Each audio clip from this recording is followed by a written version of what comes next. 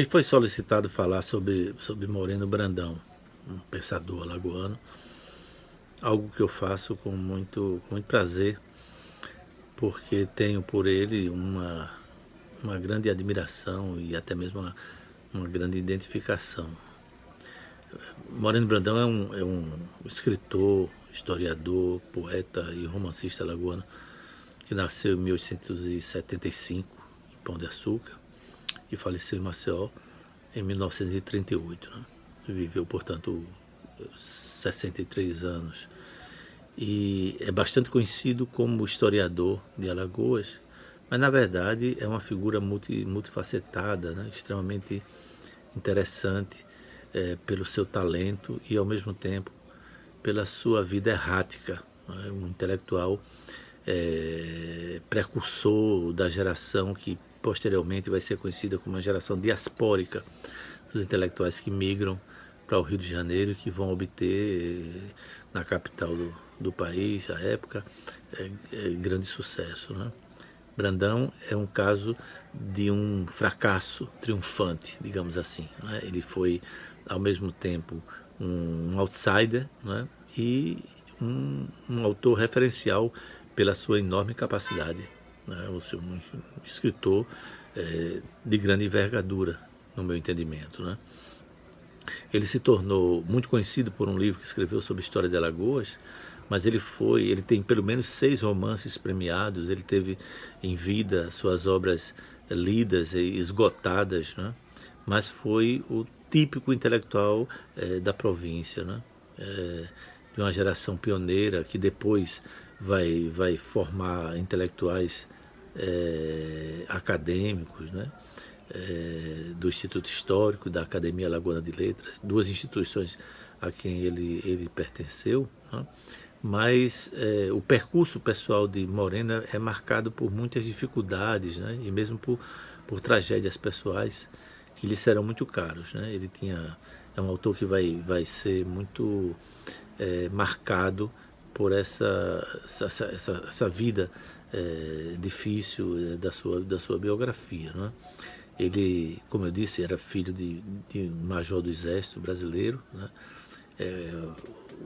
O médico, o doutor Félix Moreno Brandão, que serviu na Guerra do Paraguai e que morre quando Moreno tem apenas 3 anos de idade. Né? Então ele é criado pela mãe e pelo avô materno. Né? Ele perde o avô aos 15 anos e perde a mãe aos 17.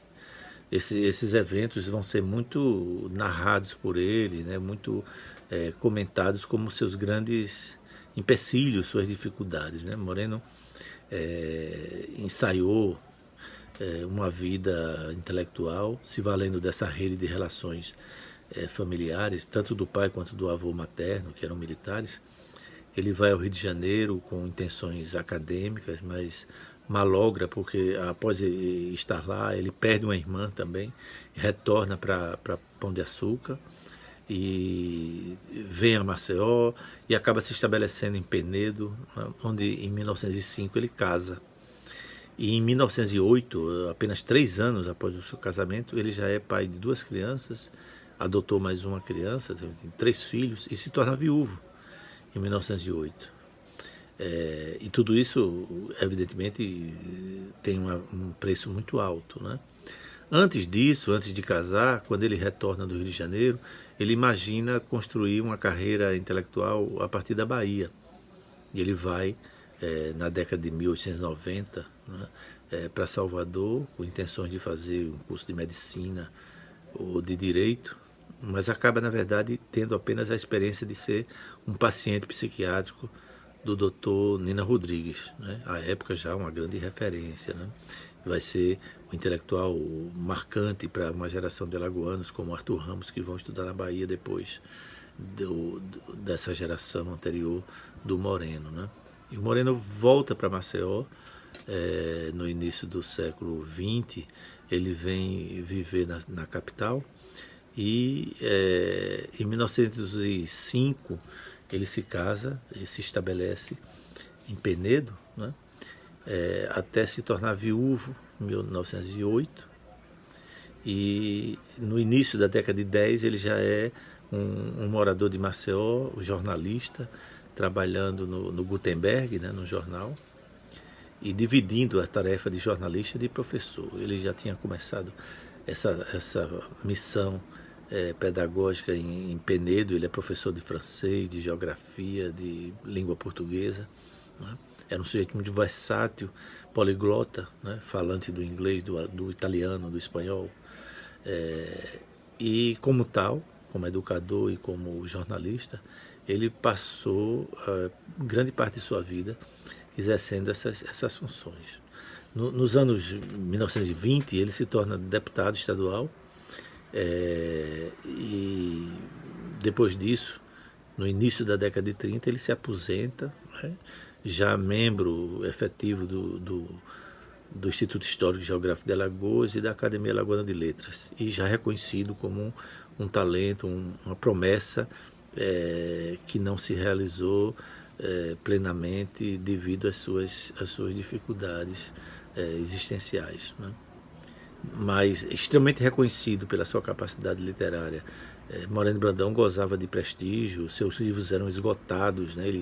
Ele conheceu, portanto, mesmo na província, um reconhecimento e um sucesso relativamente grande, né?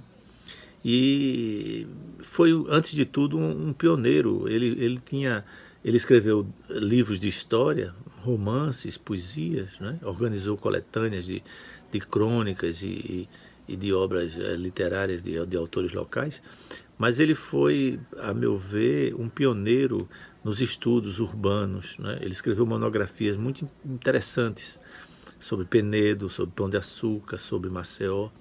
Publicou esse material em revistas do Brasil, né? E também publicações locais, né?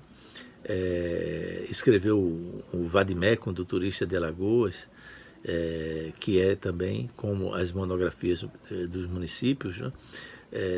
Exemplos de uma capacidade etnográfica muito grande, né? Eu creio que, mesmo sendo um autor marcado pelo paradigma evolucionista do seu tempo, o grande mérito de Dirceu, para mim, de Moreno Brandão, era a sua capacidade ideográfica, né? Descritiva.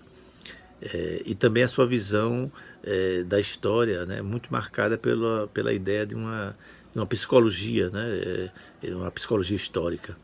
Ele foi, nesse aspecto, um autor muito curioso, né, muito opinativo, né? Seus textos são carregados de adjetivações, né, dos logradouros, das populações, dos tipos humanos, né? De modo que ele emprestou a sua capacidade literária a sua vocação de etnógrafo avant la lettre, né? Ele, sem ter uma formação científica, acadêmica consolidada, ele foi um pioneiro nessa capacidade de descrever o território de Alagoas, né? De denominar as nossas características regionais, né? Na formação de Alagoas, que foi reconhecida, por exemplo, por Dirceu Lindoso, né?